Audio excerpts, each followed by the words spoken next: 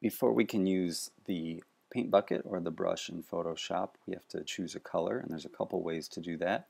The first way is over here on the left side underneath our tools we have our foreground and background color, and you can just click on those boxes and you'll have a color picker here.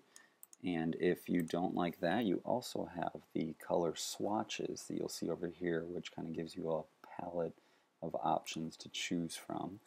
And if you don't see the color swatches, you can just go up to Window and check color swatches. So the paint bucket right above the colors here is right there. You can click on it, or as you can see, you can press K on your keyboard, and that works similarly to as it would in another paint program. You click and it fills in the area.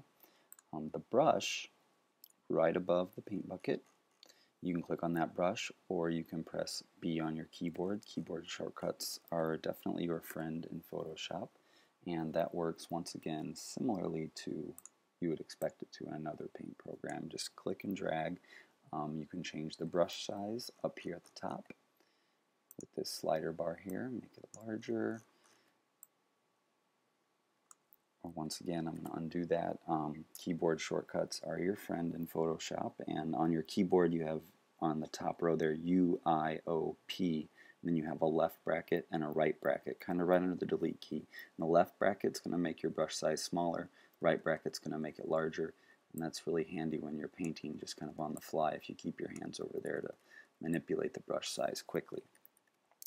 Besides the normal brushes, there are a lot of other brush styles, and right now we have a little sample here next to the size, and if we click this little drop down arrow, you'll see a few other options here, and some of these are interesting, but besides the default brushes, I've preloaded a series of brushes in here, and I'll explain that a little later.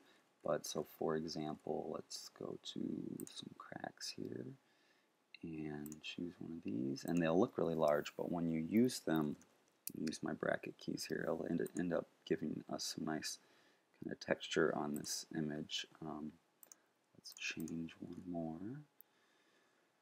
Circles and drips, and another color, and use my bracket keys.